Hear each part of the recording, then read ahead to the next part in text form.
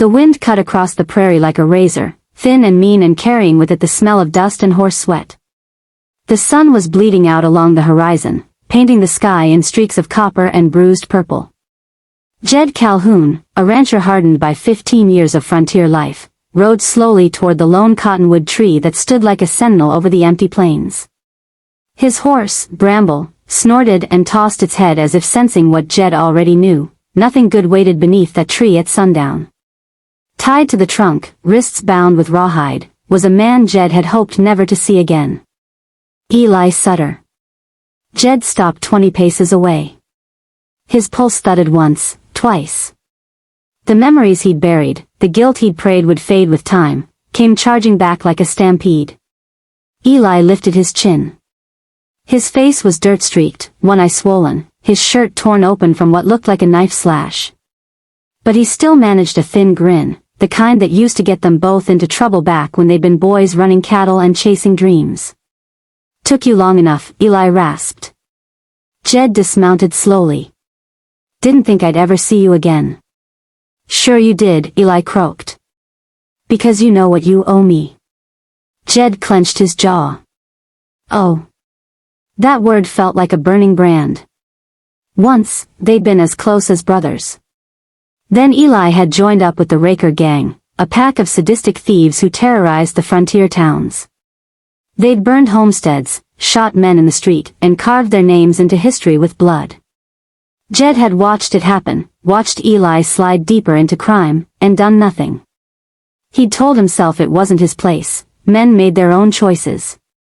But deep down, guilt gnawed at him. He had known Eli was sinking and had turned away. And now here Eli was, tied up and beaten, looking at Jed with hollow desperation. "Speak your piece," Jed muttered. Eli swallowed hard. "Jed. I beg you. Just make it quick." The word struck with the force of a thrown iron. Jed froze. Eli's voice was low but steady, as if he'd practiced those words, as if he'd been waiting for someone, waiting for Jed, to hear them. Jed took a slow breath. "Who did this to you?" Eli's eyes flicked toward the ridge to the east. "Rakers. They turned on me. Said I was a liability. Said I'd gotten soft." He laughed weakly. "Guess they were right." Jed stepped closer, scanning the bruises, the dried blood. "Why didn't they finish the job?" Eli coughed, spitting red into the dirt. "Because they wanted you to do it. Wanted to make you their message. You're the rancher they can't push off your land. You're the man who keeps saying no to giving them horses, cattle, supplies. They think you're stubborn. They want to break you." Jed's jaw tightened again. He'd had run-ins with the Rakers before. They'd tried to steal from him, tried to scare him, even threatened his wife, Abigail. But he'd never backed down. The land was all he had carved out of the wilderness, and he wasn't letting thieves take it.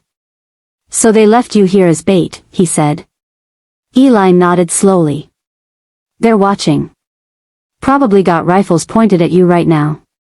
If you try to untie me, they'll shoot us both. You know it." Jed glanced around the wide-open plains, searching the shadows along the ridgeline. No movement he could see, but that meant nothing. The Rakers were cunning bastards. They could be anywhere. "So what?" Jed said quietly. "You want me to kill you to save myself? That it?" Eli's breath rattled. "No. I want you to kill me because I'm already dead, Jed. They cut me up inside. I'm not lasting an hour.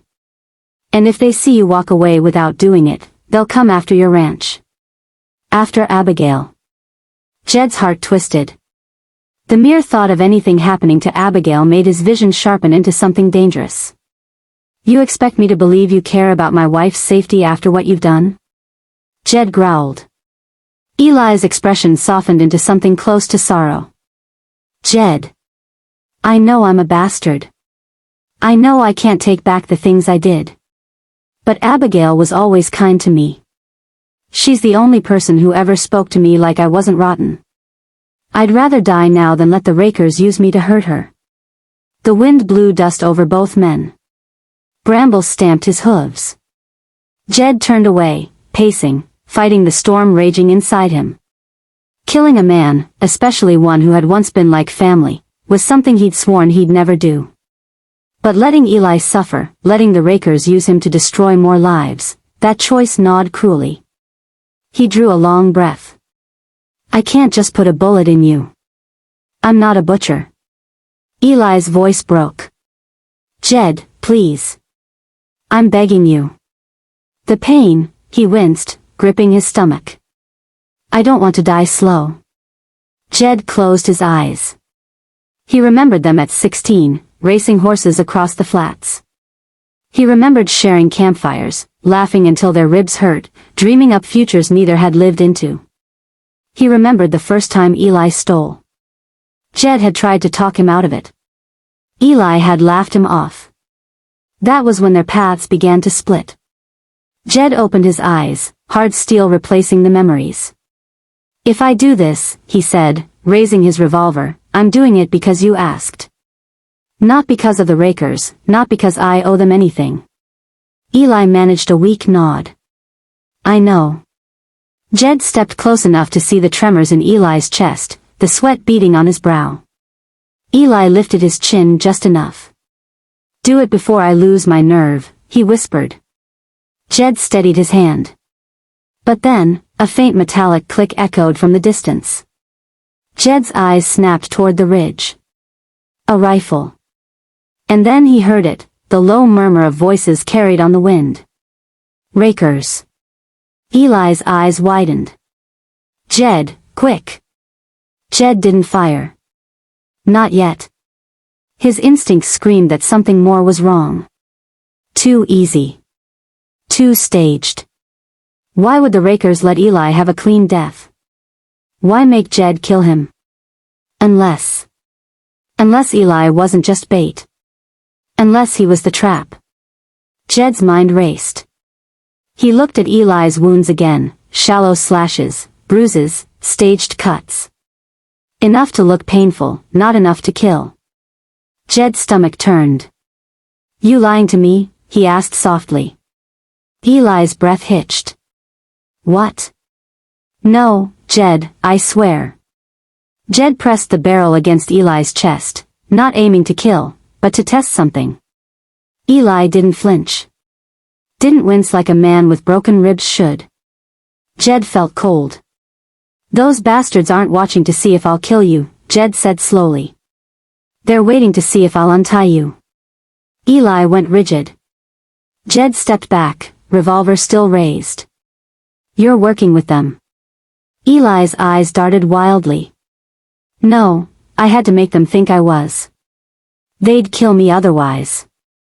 Jed, listen. But the voices on the ridge grew clearer now, closing in. Eli's breath quickened. They said if you set me free, we'd jump you.